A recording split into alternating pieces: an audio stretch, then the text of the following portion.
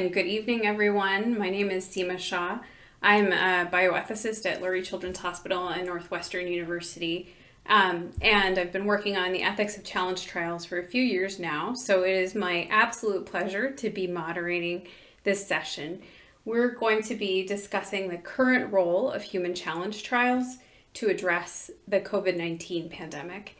And this panel is sponsored by One Day Sooner and the University College London Bioethics and Medical Law Society.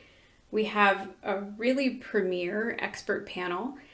So in a moment, I'll introduce the experts who are here with us to discuss this important and very timely topic.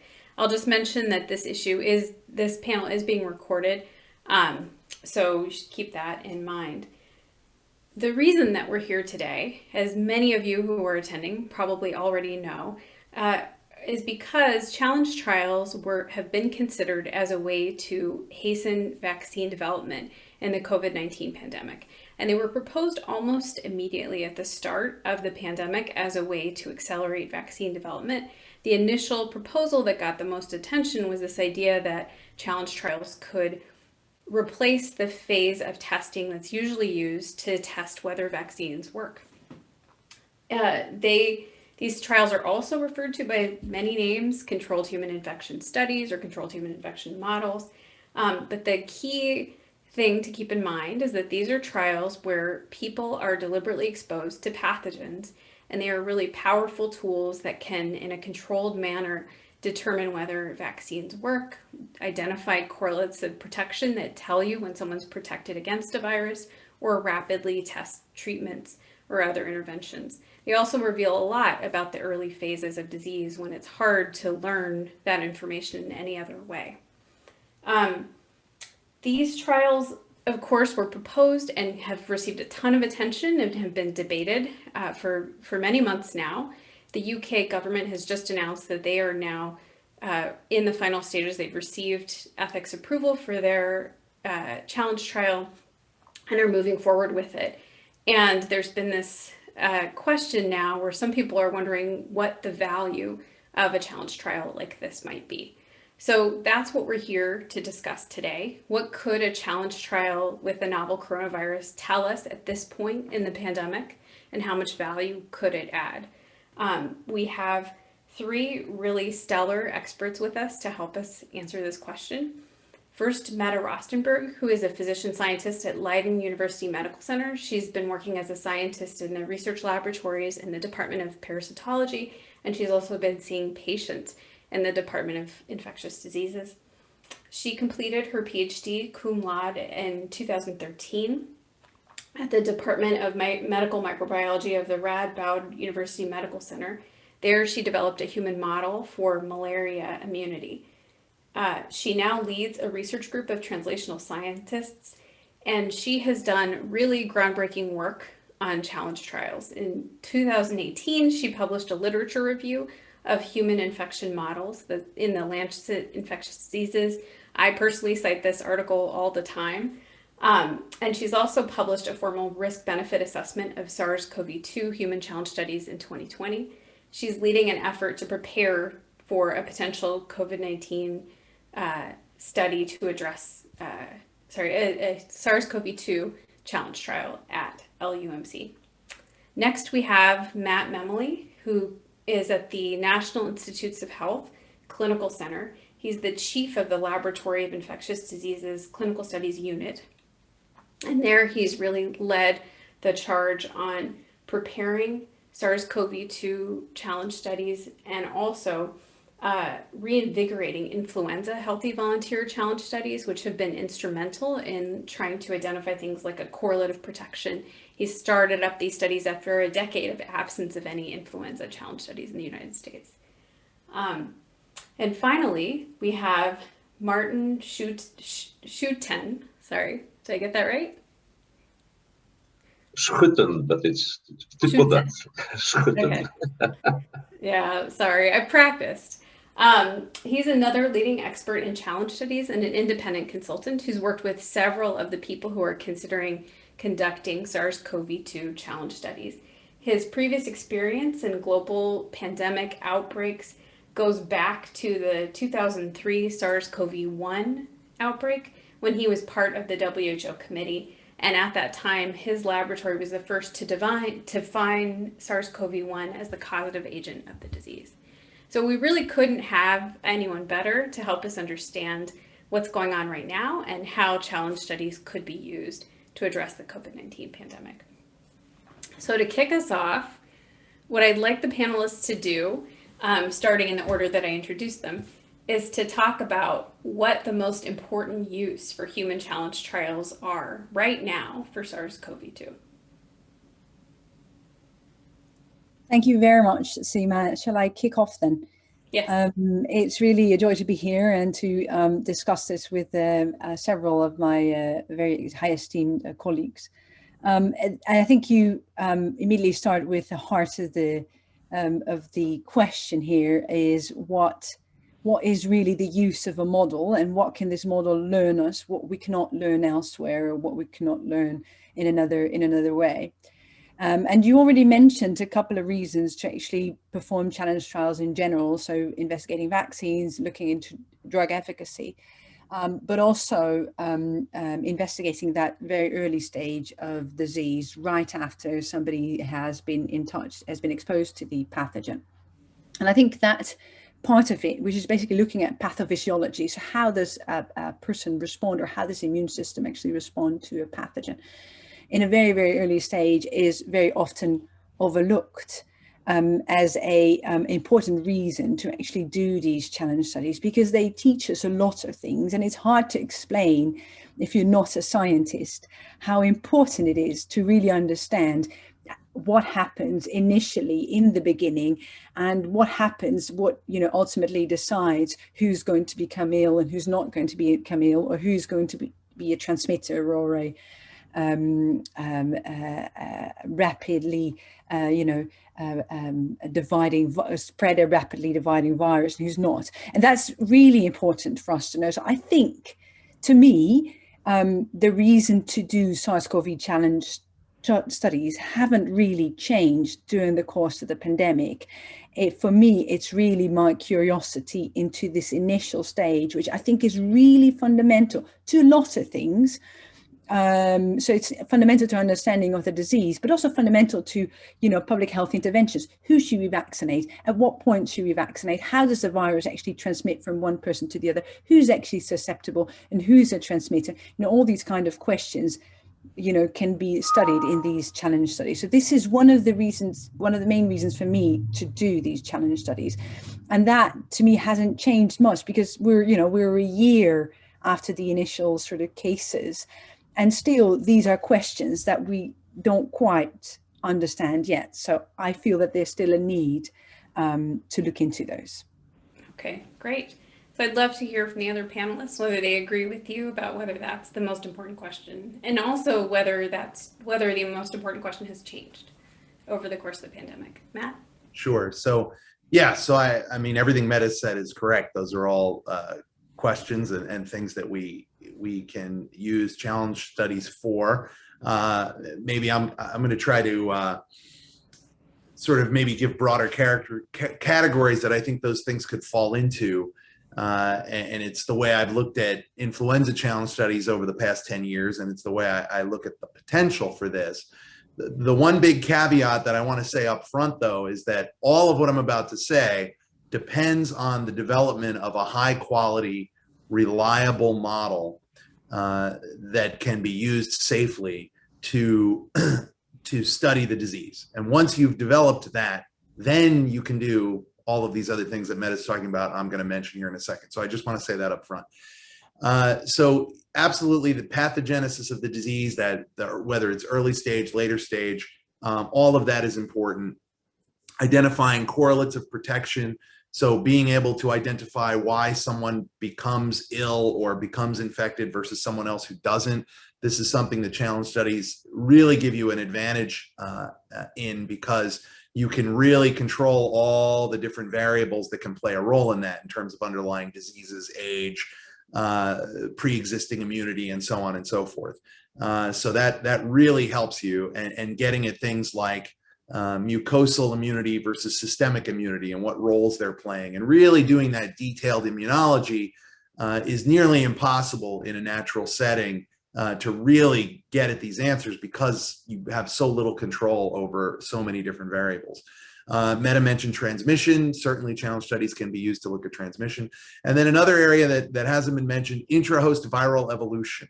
How does the virus, especially when we're talking about RNA viruses, how does the virus change within a host so that what goes into a host and what comes out may not be the same, and what they transmit to someone else may not be the same, and what role is that playing in the overall evolution of the viruses, the development of variants, and so on and so forth. And then you can introduce vaccines or drugs and say, okay, what is that doing to that intrahost viral evolution and what's happening? You can also then move into later stages of development of products. Certainly you can do efficacy trials of vaccines and therapeutics in a challenge model, and they have their role if used correctly. And then even farther out in the development of products, you have things like breadth of protection of a vaccine. You could theoretically have multiple strains of a virus that you could use against a vaccine, say a number of variants. In the case of flu, we use different subtypes. And then while you're doing those studies, and this is the big key, you can explore why vaccines work or fail and why they work or fail in certain people, because you're always taking the samples back to the lab and trying to understand that detailed immunology, looking for biomarkers of vaccine success. So all of these things are possible. The last thing I want to say, though, is that all of this takes a lot of time. So I've been doing challenge studies with influenza for 10 years, and I still, we've made some strides in these different areas that I just mentioned to you, but there's still a long way to go. So the last point I want to make is that although I'm saying challenge studies can be used for all these things, it doesn't mean that if we start doing them within a year, we're going to have all those answers. It's going to take a long time to get those answers. Great, thank you. Martin, would you like to add to what's been said or disagree with anything that's been said? No, I largely agree with what's being said. For me, it's also largely getting a tool to tick off a couple of these panic and uncertainty boxes. So this is about my third potential or real pandemic that I'm now involved with as a virologist. The first half a year to a year, there's always a lot of uncertainties. Lots of measures that are being taken are based on what people think and not on what people know. And I always compare it a bit to what one of my co-workers said when he was dealing with small children at the pediatric intensive care unit. You get a child in that's sick in one of these incubators. There are about 20 to 30 unknowns, and everything that you do is based on, well, uncertainty, which creates panic and which creates doing measures that are not the best. And if you just can tick off a couple of these uncertainties, the better your measures will be. And how we actually deal with vaccines, I mean, we're now giving it to everybody because we think that they will actually reduce the spread of the virus, but that's a guess, a wild guess. We haven't got a clue, and we also have no idea of how these vaccines actually behave in individuals that have seen the virus already versus naive people. So those are kind of questions that I think we can answer much quicker with human challenge trials because they're so well controlled, because you can actually ask volunteers about their history, their recent history, screen them for all kinds of markers before you actually enter them into a trial. So that's and also during the confinement period, you've got 10 days in which you can swab them, sample them every day, twice a day, 3 times a day. And those are kind of strength measures in data collection that you just can't get from a field trial. So that's where I think that the strength of human challenge trials is actually. Yeah. Martin, if I might follow up. So, I mean, all of these questions you've raised, or all of you, I think, have raised really interesting and important questions, but you would design these trials differently depending on which questions are most important. And also there's this first step of establishing the model with a particular strain that's important. So Martin, if you might, based on what you know that's publicly available information, not anything you know that you can't discuss, of course, what do you think the UK model is posed to address in this first stage of just setting up the model, establishing the reliable model? What will we learn from that?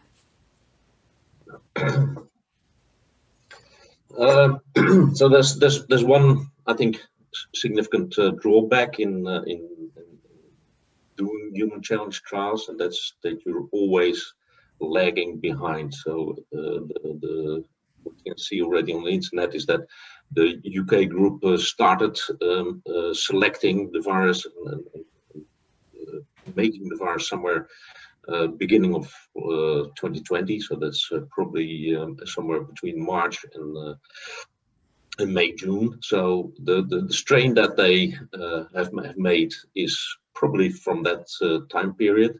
So it's not one of the UK variants, South African variants or Brazilian variants that tend to take over circulation at this moment. So also the questions that you can answer in your human challenge trials are those that you can answer with that strain. So you cannot easily make a recent strain now because that's going to take you at least 3 to 6 months with the characterization study, so the first in human connected to it. And even then, so same holds true for vaccine manufacturers. They are now preparing for the next generation, probably with something like the South African or the Brazilian variant. They probably have a go no-go decision to make somewhere in the coming month. So the likelihood that they will select the South African variant or the Brazilian variant is pretty high. We are now vaccinating with vaccines that only need 2 shots. We've only vaccinated with 1 shot middle of the coronavirus season. So chances that we will see vaccine escape variants popping up somewhere in the coming months are, in my opinion, pretty high. So both manufacturers and also the human challenge trial variants that we are going to select now will be outdated probably in about 3 to 6 months.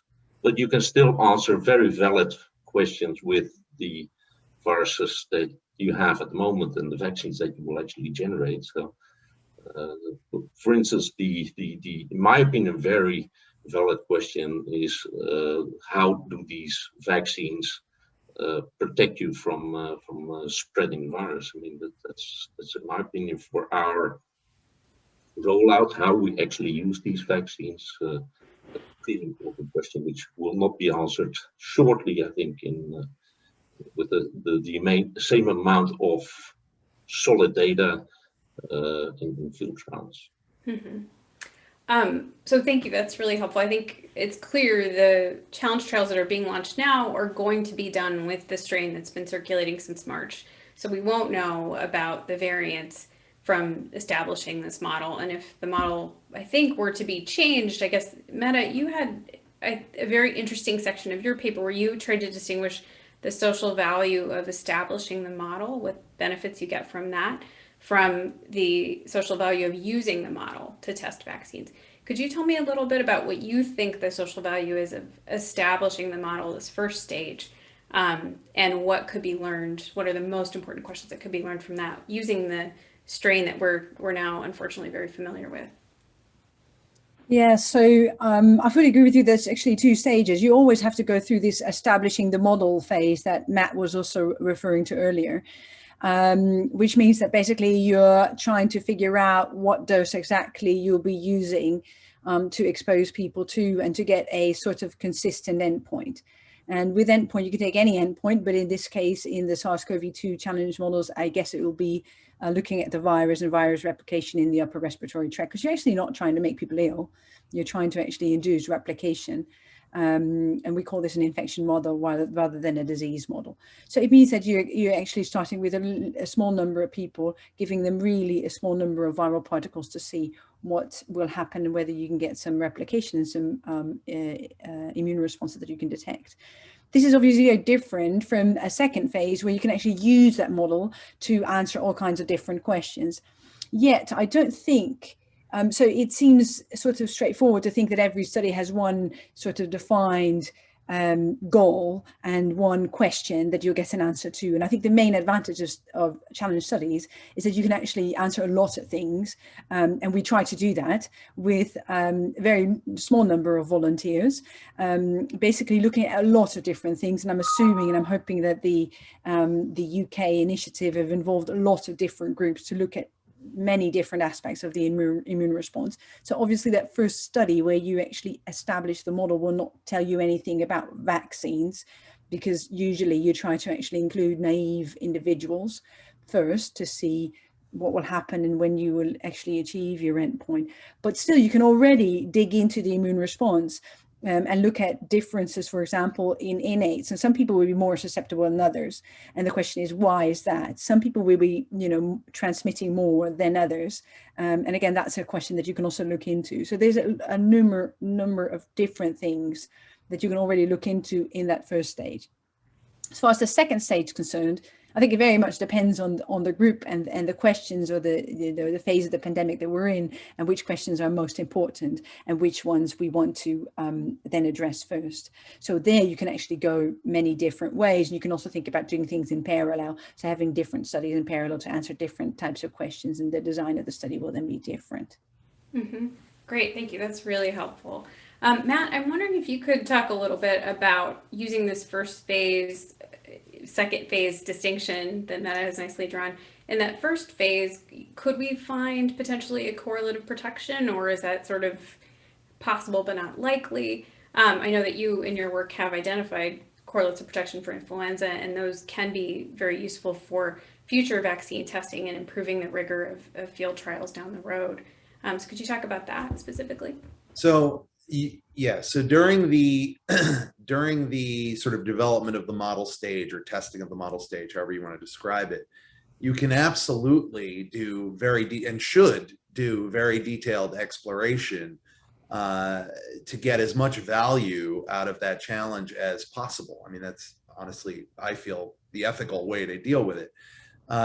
What likely will occur, though, is you will identify things in a way in which raises the question but doesn't answer the question. So you may identify something and say, this looks like it could be a correlative protection, but it's unlikely, given the way we usually design those studies in terms of size and so forth, and dose and all of this, that you would be able to, I mean, you might get really lucky and have just unbelievable results that are very clear, but that's generally doesn't occur, especially with respiratory viruses. I think you're more likely to say, we've noticed X, now we need to prove that that's true, and that usually leads you to then doing a follow-up study, which is how much of my work has progressed over the years with flu.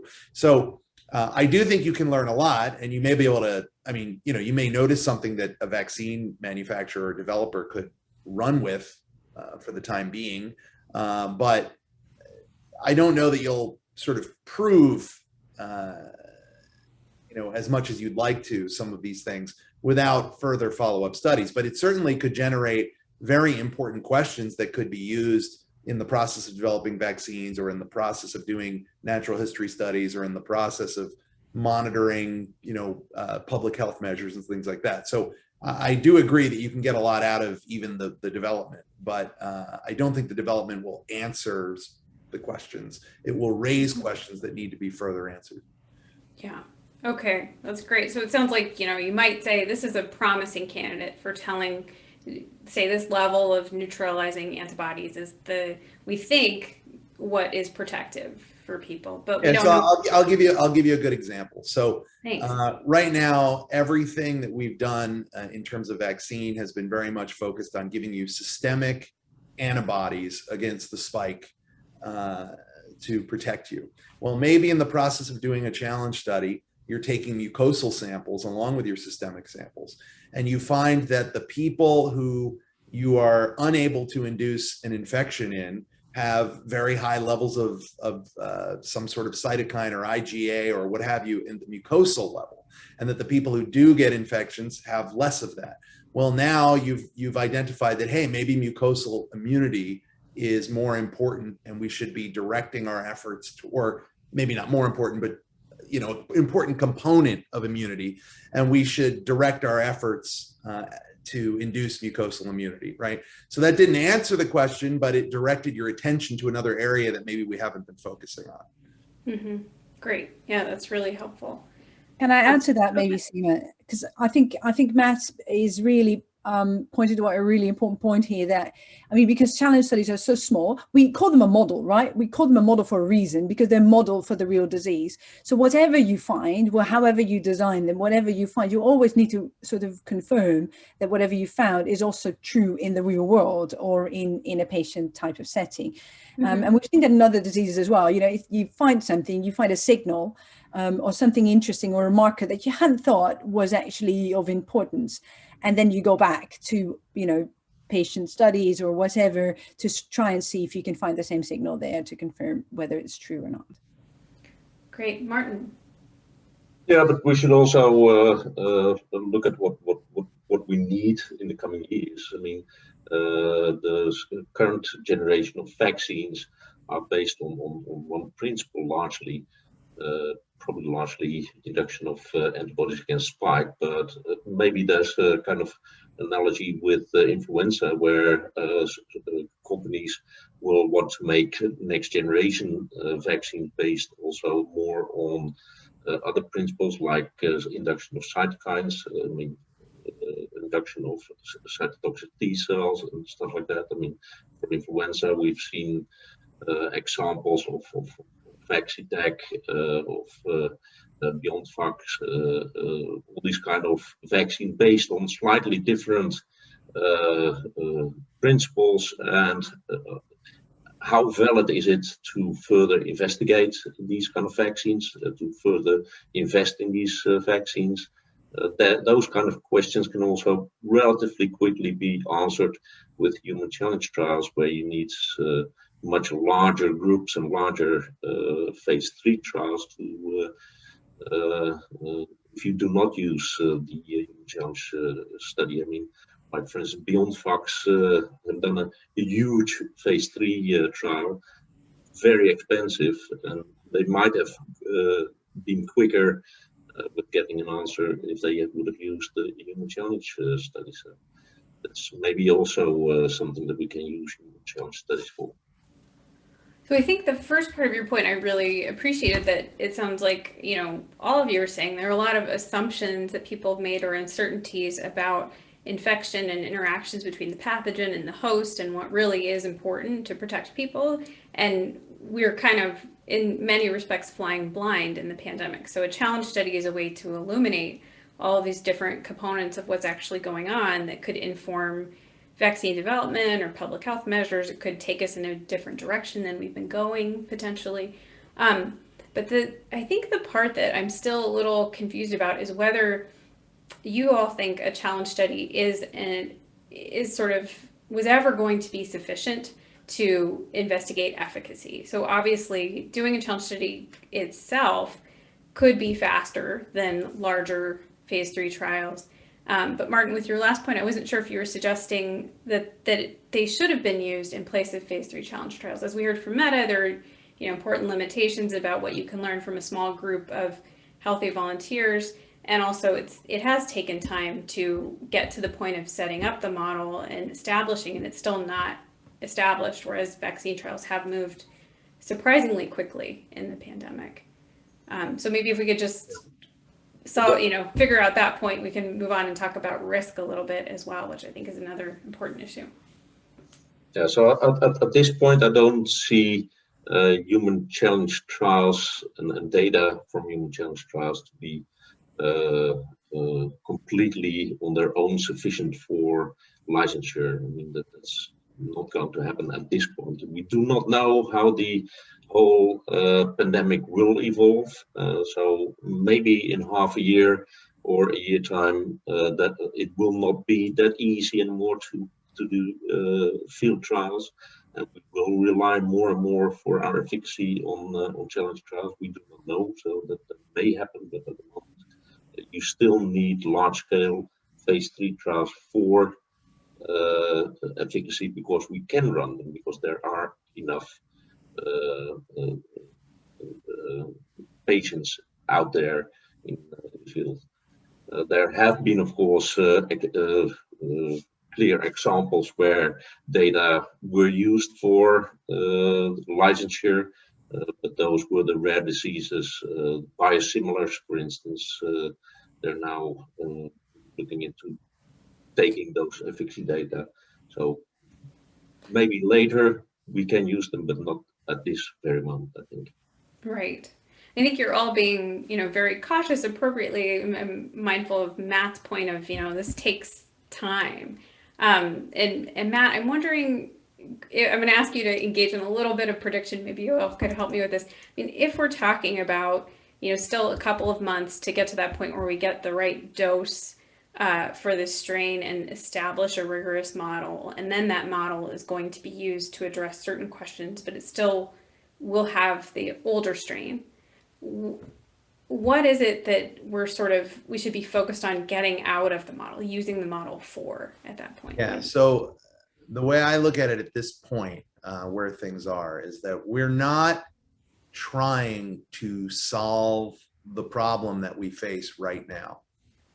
What we're trying to do is be more prepared for the future. And when I say the future, it could be the future of this coronavirus, or it could be the future of another coronavirus or another pandemic similar to this one. So, what we need to do, and I believed this back in the beginning of this pandemic, is that besides the people who are focused solely on making a vaccine very rapidly to try to give it to people now, we need to be thinking about what is going to happen in the future, because the coronaviruses have proven that they can cause large outbreaks, and now they've proven they can cause a pandemic.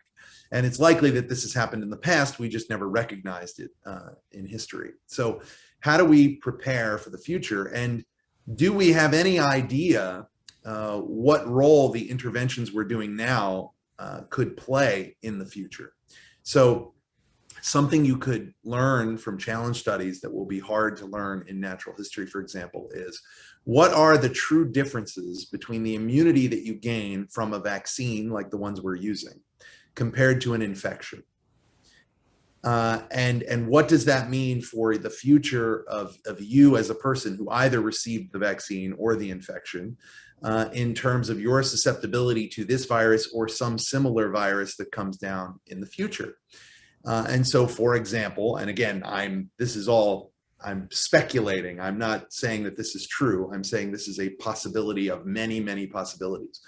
Imagine a scenario in which a healthy 25-year-old who gets a vaccine that then prevents them from getting an infection, but then when they're 55, 65 years old and have heart disease, there's a similar coronavirus pandemic that they are then susceptible to.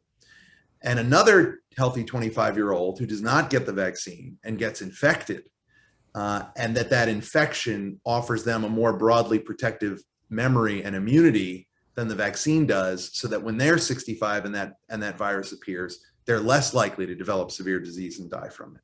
That's a possibility. I'm not saying it's absolutely true, but it is a possibility, and there are many. So without understanding what we're doing, we're flying blind. And so we're giving vaccines to people whether they really need them or not, for the short-term benefit, but we're not thinking about the long-term consequences. Now, it's very possible getting the vaccine will be better for all these people long-term, right? Because maybe they'll get boosts over time. I mean, it could be exactly the opposite of what I just described. But the point is, we're never going to know unless we're doing studies. So if you assume that you can do this safely, right, and you assume that you can do it in a way that is not going to be a problem, which I've set that aside for this discussion, then doing these studies are really the only way that you can really start drilling into these kinds of questions without having to wait for it to happen. Because you can actually do this in that you can do reinfection studies. You can look at detailed immunity. I mean, I've done it in flu. I've infected people twice with the same virus in flu studies, and we're studying, what happened in these people. Why are some people sicker the second time? Some people are sicker the first time, right? So you can do these kinds of things. Again, it takes time. But without these kinds of studies, you won't be able to answer that question until those people are 65. And then you say, oh, gee whiz, look, all the people that got vaccine are sicker than people that didn't back in 2020, you know? So that's to me, you know, what the point of these studies now is not to try to make a vaccine right now. It's to try to get a better understanding of what it is we need to do to make improved vaccines for coronaviruses, either for later stages of this pandemic or future pandemics. Things like broadly protective vaccines, vaccines that are going to offer you long-term protection, you know, those kinds of things. And in order to do that, we need more information. And this is the way you get that information. Yeah, absolutely. So I think, you know, I'm hearing a lot of really interesting, important scientific questions that could lead to a better understanding of this disease. I am curious, there's also this other justification that people have given, which is that, you know, right now we're approaching 500,000 deaths in the United States, but 2.5 million worldwide, and people around the world do not have equal access to vaccines. So some people have argued that challenge studies are important for rapidly prioritizing amongst all the vaccine candidates so that we can get more vaccines authorized and approved and available for people around the world. What do you think about that justification for setting up the model and then starting to use it for that purpose? That seems they're really, I don't know if there's really a direct connection there. I mean, I think anything that makes vaccines available sooner means everybody gets them sooner, right? And I think if challenge studies can offer information that make better vaccines, and those vaccines can eventually make their way to everyone, then that's a big benefit. I don't know that the challenge trials directly, you know, affect when country X or people of certain socioeconomic status X, you know, get it over some other group. That's I think that's more of a geopolitical sort of thing that challenge trials can't necessarily influence. You know, I think I'll leave it at that. See if anybody else has anything to say. Yeah, I mean, go ahead, Minna. Yeah, so I think the argument of using challenge studies to actually quickly compare different vaccines, because that's actually the argument that's being made, right? You can easily compare different vaccines and prioritize, or actually provide access to the market for vaccines who are actually later than the ones that we have right now, right? And I think, okay, sure, this would be a possibility, but what Martin already alluded to is that any regulator will probably not allow vaccines to enter the market without a phase 3 trial, if a phase 3 trial is feasible, you know, reasonably. And as long as there's transmission and there's cases around the world, we can still do a phase 3. And I think regulators are right so in wanting that, because again, a model is a model.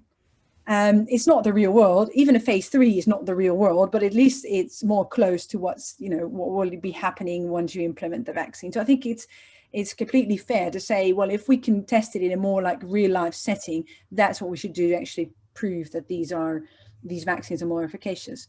Plus, I assume that any challenge model will only be able to tell us something about whether the vaccine actually prevents infection, and assume that these vaccines do prevent infection, which we don't know yet. And then you can only compare between vaccines how much they actually prevent infection, which is replication of the virus in a limited, limited age group. So the answers that you get about these vaccines are obviously limited to what you can do or investigate in a challenge study. But should it be, should we come to a situation where we can't do any phase 3 trials at all, then I think this is the next best thing, right? Mm-hmm. In safety and efficacy trials, you of course need to have a sufficiently broad ethnicity and age groups. If you cannot accommodate that, you have of course the potential to use human challenge trials, although that may be slightly problematic and difficult. We have not yet needed to go that way. Okay. It would be kind of the kind of biosimilar approach, or where you can say, okay, we've shown it's efficacious, but these groups were underrepresented, and we can quickly do the human challenge, which may be sufficient, but I'm not sure. We would need to discuss that with the regulators. Right, absolutely. And they notoriously give very vague answers. But I am curious, just one quick question that one of the people watching asked is, should we focus on increasing diversity within challenge trials to try and address some of that problem, or are we still talking about such small numbers of people that it doesn't matter? So I saw that question. I think it's interesting to think about, but I wanted to raise something about that. So we have to be careful with the term diversity, because when you say that word, right, most people are probably thinking race, ethnicity type diversity, which is what typically gets talked about in the media, for example. But what I've found in doing these challenge trials is that it's really, the genetic diversity is one thing, but there's also an immunologic diversity in that people have different histories of exposure to different viruses, they have different diseases, they have different things that affect their immune system in ways that go beyond just their race or ethnic genetics. So what I mean by that is I will see people in my flu trials. You could have a person of African descent who's Black, who behaves exactly the same as a completely white European. And then you could have, people of the same race and ethnicity who completely, are the opposite of each other. So it's not just about the race and the ethnicity, but it's actually about the overall diversity of the human beings and their immune system and their overall sort of exposures to viruses and the way they've developed in their diseases. So yes, we need diversity in the studies, but the diversity is way more complicated than I think everybody realizes. And so, yes, in these small studies, you'd never be able to capture all diversity, but honestly, even in large trials, we actually don't capture a lot of the diversity that's there, right? We put these quotas on how many of different races we want in our studies, but the reality is there's way more diversity than that when it comes to respiratory viruses, or really, I think, most infections. So, but respiratory viruses in particular are very, very complex. I've said many times to different people, your chance of getting infected with a respiratory virus or progressing at any given moment could change based on enormous numbers of factors beyond your genetics and even your immune system, including how stressed out are you? What did you eat? When was the last time you exercised? Were you exposed to cigarette smoke recently? Were you exposed to pollution recently? I mean, it's an enormous number of factors, even the weather. There are articles, there's data about flu and the weather. So it's an enormous number of variables that play a role here, and we don't understand them. We need to do a lot more work to try to understand them. But what I'm saying is the diversity is a really difficult and complicated topic when you're talking about these respiratory viruses. Mm-hmm. Right. I think also, we all know sort of race is a social construct that has, because of societal effects on people, leads to different types of exposure to comorbidities, for instance. But one of the tricky things about challenge trials, which I want to get to next, is this question of risk.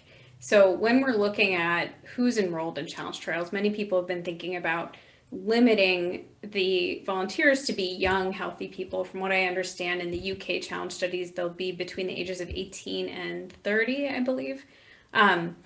So I'm curious to hear what you all think the risks are. I know Meta has talked about this and has written about this specifically, so it might be great if you start. But the way I'm thinking about this as an ethicist, right, is first, what's the value that challenge studies can provide? And then what's the level of risk that has to be justified by that value? So Meta, could you take a crack at discussing what you think the risk is for these volunteers in this age group who presumably don't have other comorbidities or reasons to think they'll get very sick? Yeah, so I think we have to divide the risks, the two most important, the risk, into two different categories. So there's a risk of severe disease, and there's a risk of long-term symptoms or long COVID. And these are two different types of risk, I think. And obviously there's a third thing, which I always try to separate a bit, which is the risk of actually getting symptoms or being symptomatic or being burdened by something, which is not necessarily something that's threatening at a long term or threatening, life threatening, but it's something that you have to obviously consider if you want to participate in these kind of challenge studies. So the latter one I'm going to just put aside a bit. I think the two first ones are the most important ones to talk about. And the reason I wrote this paper is because I find very often risk is very personal.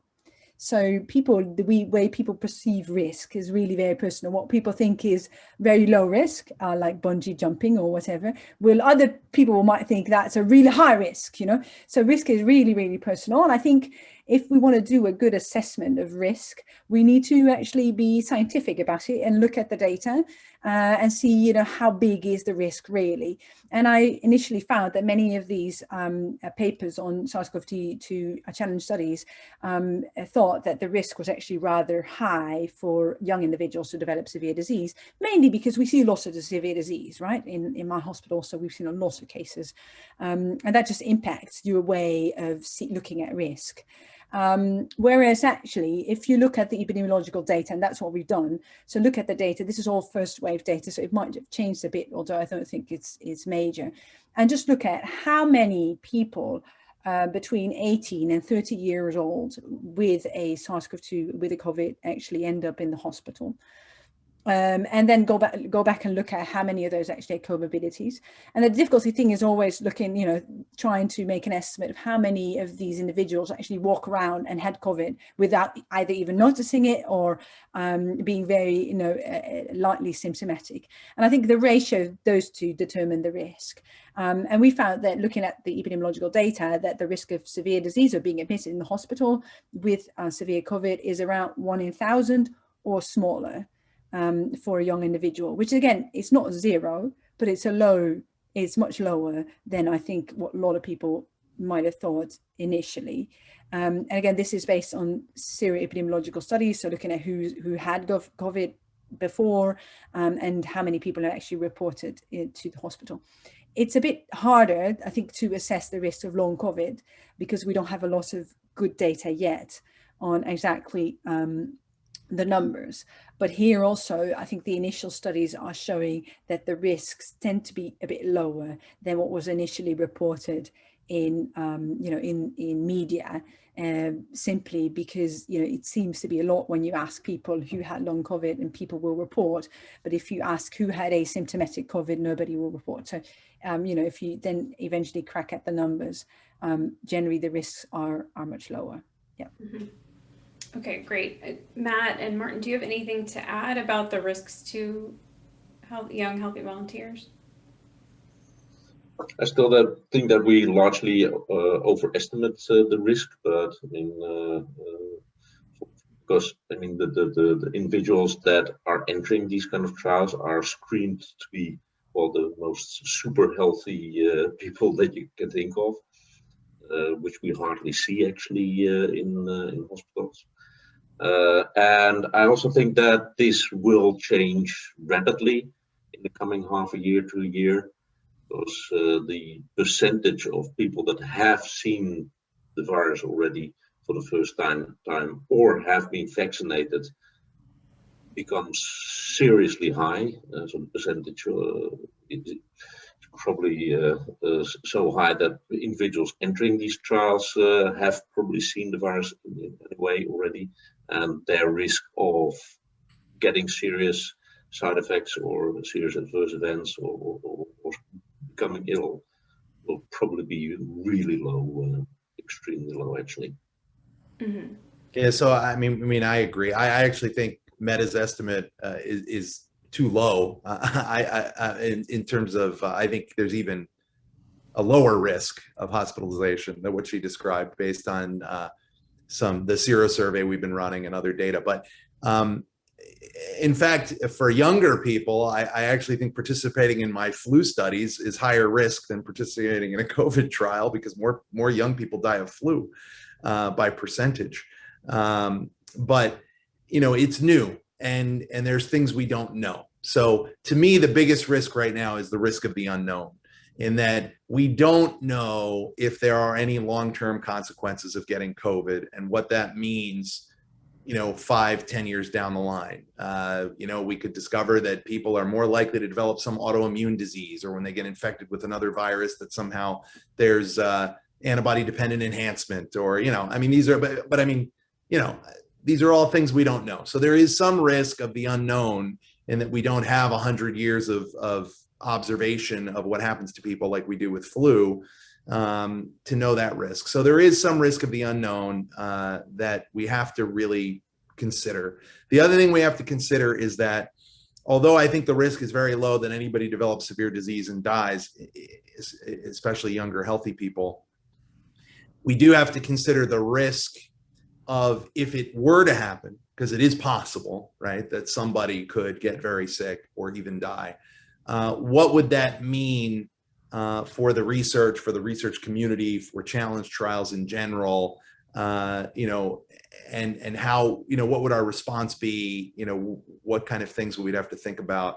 So, we have to consider sort of that aspect of it. And I think it's hard for me even to put into words exactly, but, and maybe Seema, you could comment on this from an ethics standpoint, but I think that's something we have to consider as well, the risk to sort of the research community.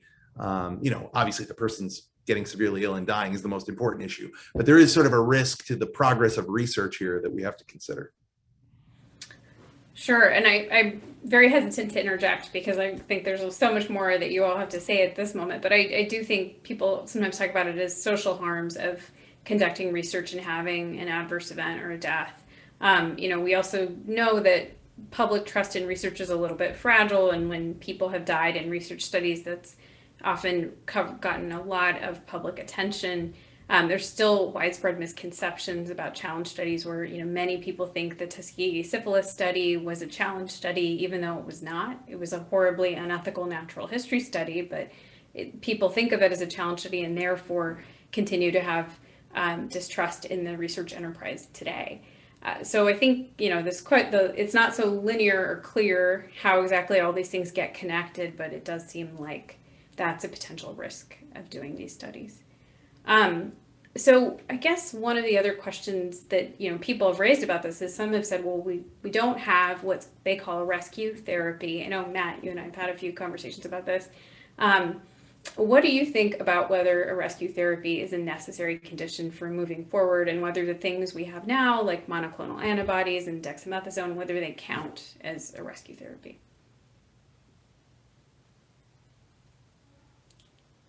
Martin, we haven't heard from you in a little bit, so I'll throw it to you. Okay, so sorry, I thought you said Matt. Oh, no. Concerning rescue therapy, I think that we need to be very honest here, and that's we've been doing human challenge trials for centuries with influenza, RSV, and we do not have rescue therapy for these models too. Because we say that we're running RSV with rescue therapy, but palifuzumab, the rescue therapy that everybody's talking about, is just registered as a prophylactic. So before you get infected, not if you're seriously ill. If you're seriously ill, palifuzumab doesn't work. The same holds true for oseltamivir. So we've been doing for centuries human challenge trials with influenza with influenza. If you look at the age groups that we've been using, they're actually in the people of that age actually get really ill and have a chance to die. We say that we have oseltamivir as a rescue therapy, but oseltamivir only works within the first 48 to maybe 96 hours after getting really ill. That's not the time point where you would use it in a human challenge study. So the need for a rescue therapy, usually in human challenge trials, if you use it early, you're actually getting not so good results anymore on your primary outcome, which is viral shedding.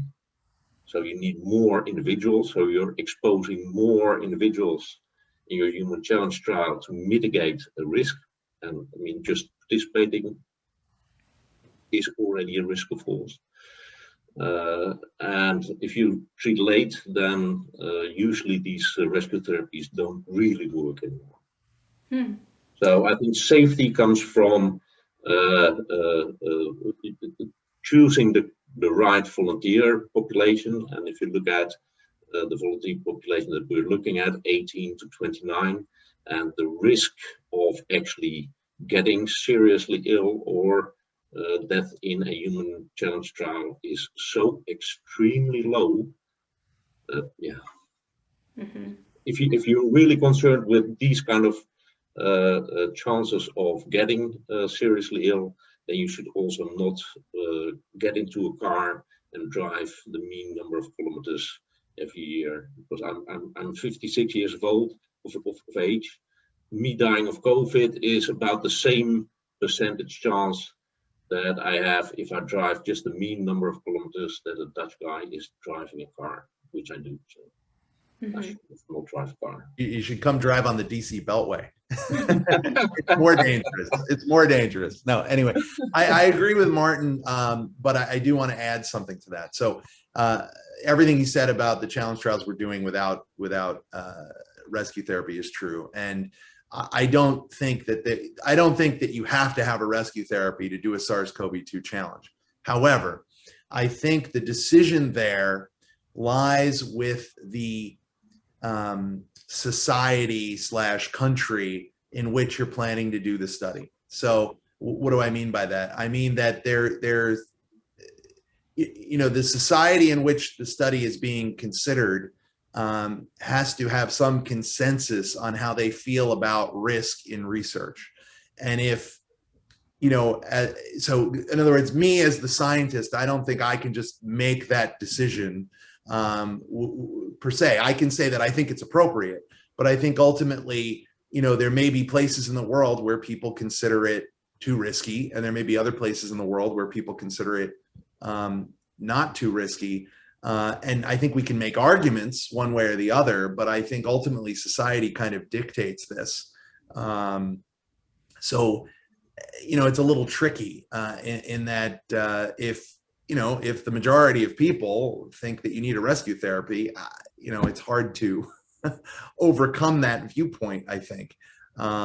So I just wanted to raise that issue because I think it's something that is difficult. The key, though, is you have to have very good informed participants. You need to be able to explain to them the risks. And if they're informed and know, then, you know, I feel comfortable without a rescue therapy.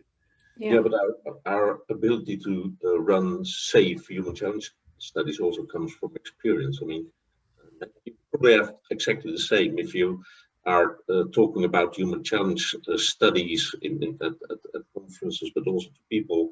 The main criticism that you always get is that people don't get really ill in these human challenge trials. Mm-hmm. Yep, that's correct. That is the main criticism. And we've been running these trials already for, well, how long? Well, you personally, 10 years. I've given flu to 500 people, so. Retroscreen has about 40-50 years of experience with human challenge trials, influenza. How many different viruses have been given to human subjects? Not one in those 40-50 years has really become really ill. The only criticism they get is that they do not get really ill. So I think that we should also realize now that these kind of human challenge trials, because we do it safely, because we select carefully, they're usually safe enough. Right. I mean, I think this is in some ways a hard call because, as Matt was saying, right, different people will view the balance of social benefits and risks to participants differently and think about in their environment how, you know, the information about a bad outcome in a challenge study might play out. Some people, I think, have been concerned about, you know, this having that something happen in a challenge study while vaccines were being rolled out, and then just juxtaposition of the two things. But I guess to sort of wrap up, since we're out of time now, or almost out of time, and there's so much more we could discuss, I'm wondering if you have any final thoughts that you want to leave the audience with, either with what's most important that we might learn going forward, what they should be looking to see from these challenge studies, or, should these have been done sooner? Somebody asked in the Q&A, should we have taken a warp speed approach to challenge trials and done them earlier in the pandemic? So whichever of those questions are most interesting to you, please go ahead and close with those. And we'll go just in the same order as before. Meta, can you start us off to close us out? Yeah, so I think I'll respond to the latter one. Should we do a warp speed challenge trial? I think we can do warp speed challenge trials. And I think the most difficult bit of the challenge trial is not the technical bit, because that you can think about in advance and you can tackle that in a warp speed. I think the difficult bit is the discussion we're having right now. And that discussion is ongoing, obviously, in different layers and in different, amongst different people. And as Matt said, there's also some kind of cultural aspect to this evaluation of risk and benefit. The same goes with rescue therapy. I know there's different countries treating COVID patients in a different way based on exactly the same evidence, because we all share the same, the same scientific literature. So I think that's what makes it really hard. And I think, going forward, for me personally, what would be extremely helpful is having these discussions up front and thinking about what if, how we respond. Because as Matt already said, it takes a long time to develop these models. Things are moving really fast. So if you want to have a model in a half-year time, you need to start now. So we need to start up the discussion much earlier, so we know exactly what do we want to do at what point, and when do we think these risks and benefits weigh up, and when do we not think they weigh up, because it's just going to be helpful as a roadmap going forward, hopefully not really soon, but maybe into next pandemics and next situations. Yeah. Great. Sorry, one quick comment. I do think we have to be careful of moral relativism here. So the ethicist in me just wants to point out, there are close calls where reasonable people disagree, and then there might be clear moral issues where it's sort of a clear question no matter where you are in the world. But I'll just leave it at that. And Matt, did you have anything to close us out with? Sure. Yeah, I would just say, I look at challenge trials to me are not like just doing phase 1, phase 2, phase 3 efficacy trials of a vaccine that you can sort of warp speed through, or manufacture a vaccine and just do these quick trials to get a quick answer. I look at them more like laboratory science, because you're trying to ask complicated questions that require a lot of work and often give you complicated answers and then require a lot of thought. So, and this is super important that we do. But so I agree with Meta, the warp speed part should have been discussing more about this sooner, but it doesn't necessarily mean the challenge trials happen faster or sooner. It means that, we need to do, good, proper science to get high quality answers to help us move forward with the various issues that we face. And Martin, any last thoughts? Well, I personally think that we could not have warped speed this quicker, and largely because we've got no experience with COVID challenge trials. I mean, once we've done the first human for this UK challenge virus, we can actually kind of look at the next challenge virus and compare growth characteristics in vitro, the experiments that have been done in Syrian hamsters, compare the second one to the first one, and then have a better estimate early in the whole production process of at what kind of amount of virus we should inoculate and how safe it is. We don't need to go through all these expert committees anymore on how to design it and better guidelines, and also all kinds of lengthy discussions with the regulators can be gone through quicker because we've got experience, because we then know how people in human challenge trials react to this virus. So then we can go with this first one. So this has been a fascinating discussion. There's obviously so much more we could talk about and several questions we didn't get a chance to get to, but I really appreciate your expertise and thoughtfulness. And I think, it certainly illuminated so much about the potential use of this controversial and powerful research method to address the COVID-19 pandemic. So thank you all, and sorry to those of you whose questions I didn't get to, and also for us going over, but I know this will be recorded, so hopefully the additional time is there for posterity for all of us, because I think this was really a fascinating conversation. Thank you so much.